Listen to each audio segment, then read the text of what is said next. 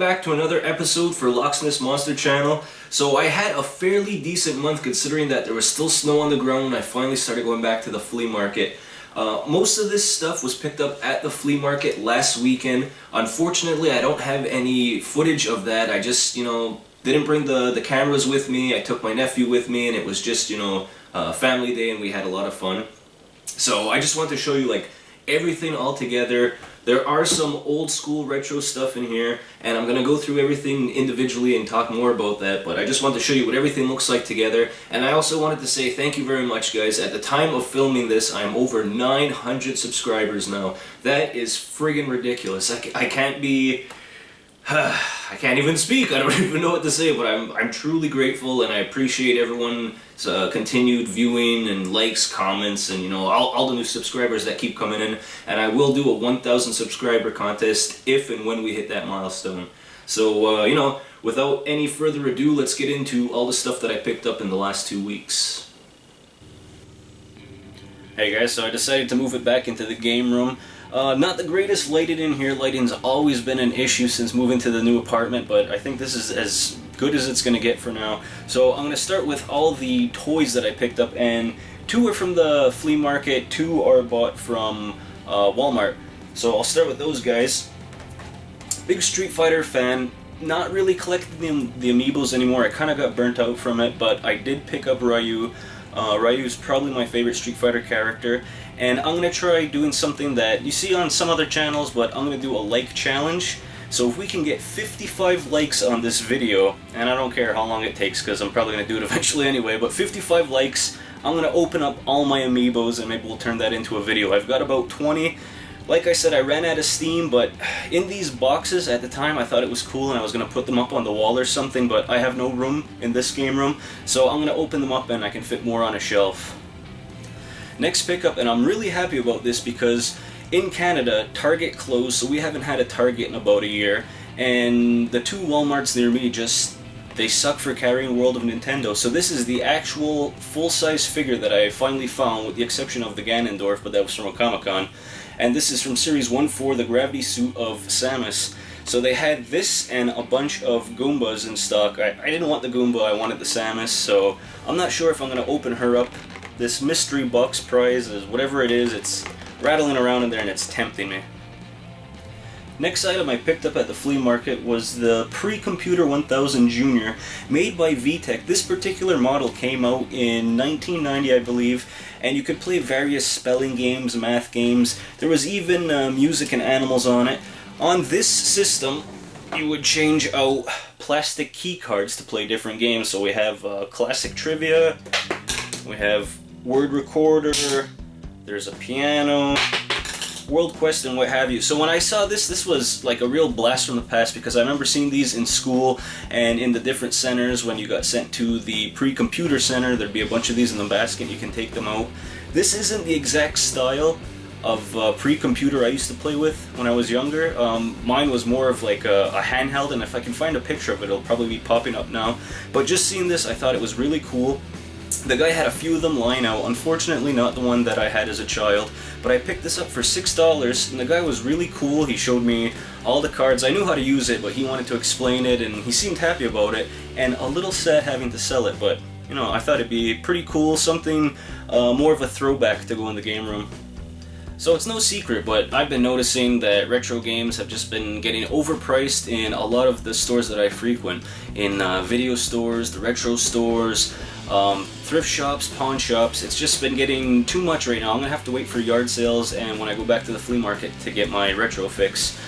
A good thing though I'm noticing is a lot of this generation, the games are already on, being reduced or on sale. I find a lot of 2 for 15s or 2 for 22s. So I like to go to Videotron, which is a video store. They have movies, music, phones, it's what have you.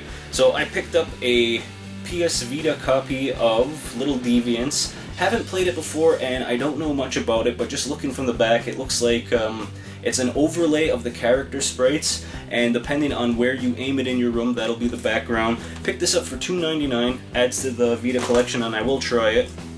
And also for PlayStation 4, I picked up the new Godzilla game. Well, I don't know how new. It's been out for about 5 or 6 months. I picked this up for 20 bucks.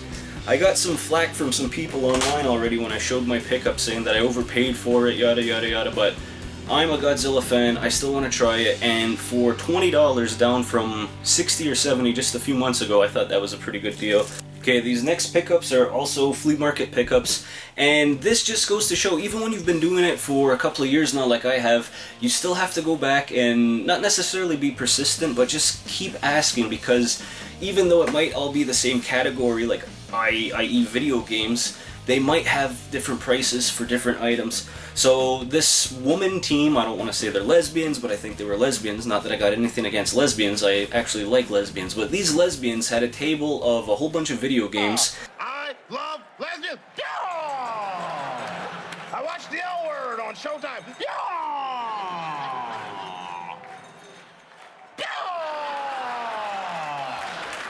And there was Super Nintendo stuff, you know, like my bread and butter. They had Nintendo stuff, Genesis stuff, so I started picking up random items, asking, and they took out the book. They had prices that were very close to eBay prices, nothing that I wanted to pick up, and there wasn't any games that I didn't have in the collection, or any game that I could, you know, I couldn't live without. So a lot of things I was passing on, asking them. I was there for about 3-4 minutes asking about everything. Everything was really high priced, so I was about to cut my losses and walk away, when I noticed under their table they had a few grocery bags of stuff. So I saw the word Atari. So right away I picked up the stuff of Atari. I started rifling through. So there was a little system attachment in it, boxed games, and a bunch of paperwork. So I held up the whole bag and I said, how much for this Atari stuff? So the one woman looks at the other woman very seductively. She licks her lips, and then they... no, she asked her a question in French. I don't know, she was asking her what the price was. She was saying combien, or, you know, what have you. So she turns around and she says 30, and she had her eyebrows up. Now, excuse me, when she pops her eyebrows up, I knew that 30 was the most she was going to ask for it, but that's not the most I was going to pay for it. So I wound up getting it for $20, and I'll show you everything all together. I think that's the longest I ever spoke without cutting the video. Okay, so I'll show you the system last, but it's not like a big surprise to show you. It was one of the tape recorders, and it came out in '79, so this thing is a couple of years older than me. So it came with a bunch of regular cassette tapes for you youngins out there. Cassette tapes, this is before CDs. And nothing says Atari on it, so I guess these are just random cassettes that they recorded their games that they created or added on. A boxed Atari for the Atari 400 or the 800, Computing Language Basic, which has the disc, and this goes into the Atari 400 or the Atari 800, a system that I'm still looking for. The disc operating manual, reference manual, very nice, solid, I don't want to say cardstock, but definitely thicker than normal paper, almost like it feels like double the thickness of a magazine. So this, luckily, is in English too. No, it's from 1978, a Warner Communications company. So I guess they partnered with Atari. Very cool just to have the book, and in such great condition. The Atari 410 Program Recorder Owner's Guide. Again, in really condition for, you know, something that's like 36, 37 years old. And it just gives you the basic rundown how everything connects. More paraphernalia, introduction, manual, owner's guide, and this one is in French, so I guess it was packaged to be here in Quebec. It also came with these rather large boxes for the games, and I'll show you in a minute how small the games are. So each box, I think Defender being the nicest box out of all of them, came with the user's manual, instructions, and the cartridge itself. So this is Defender, Missile Command, and then the master diskette 2, and this is just more paperwork and an actual floppy disk. So I'm guessing this was paired with the Atari 810, and then I'll show you what a cartridge looks like by itself. And then this is the Atari 400 or 800 cartridge itself. This is Star Raiders, and you can see it's much smaller and thicker than anything compared to the 2600. And then when we compare it to a 5200, you can see that even though it's not as large, the thickness, these were very thick carts. And then when we compare it, artwork style, obviously there's no comparison. You know, E.T. gets a lot of crap, but had good artwork.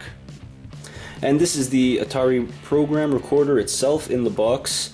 It says, saving and running computer programs is as easy as pressing a few buttons with the Atari 410 program recorder.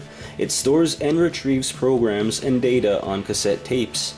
As the program runs, you can listen to either voice or music right through your television speakers. You can even record your own programs on quality blank cassettes.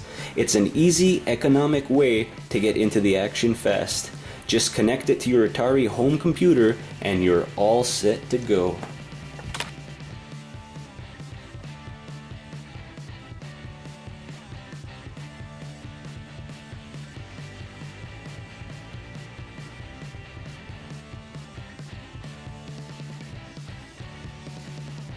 And then last, the video games that I picked up, everything was $5, but you know me, I still have to work a deal, so I got one item thrown in.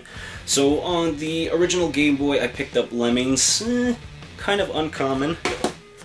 Game Boy Color, Mario Tennis, which is weird, because usually anything that says like Mario or Zelda or Metroid on it, right away there's like a premium at flea markets, but this had Mario on him, and he was right there with the rest of the games, $5. Super Master System, Super Tennis, just picked it up because I don't have it and I love me some Master System. And then last, my throw-in was for a GameCube, but it may work for a Nintendo 64 or Super Nintendo as well, although I know they have the attachments. This is an RF out with the channel switcher on it, just a little box, just if you still had the screw on the back of your TV instead of the 3 colored wires at the time that this was rocking and rolling. Now, not necessarily rare or sought after, but something that I always wanted. I saw something similar in the same company, Coleco's, I guess in their wheelhouse. Something AVGN did a couple of years ago with this gun, but it was more of a triangular looking console. This is Telstar's Ranger, and this Ranger comes with tennis, hockey, handball, highlight, skeet shooting, and targeting. I think the big thing about it is it has this real gun on it. It says, you know, like at the time the buzzwords, moving targets, 6 video games, and I mean, look at this gun. And this is the box. This box has seen better days, but you know, for something that came out in the mid to late 70s, it's still holding in there. The bubble wrap is like pretty much dead. It pops out dust. It's got the user manual up at the top. Everything is on the inside, but it doesn't have any of the packing stuff that you would expect. I don't want to go too much into this box though, guys, because even if it gets me one view and it's, you know, my brother watching, I want to do a review on this system. I know reviews aren't always the best thing on my channel, but damn it, this is something that I really want to get more information about and actually test out. So that's as much as I'm going to say about the Telstar Ranger.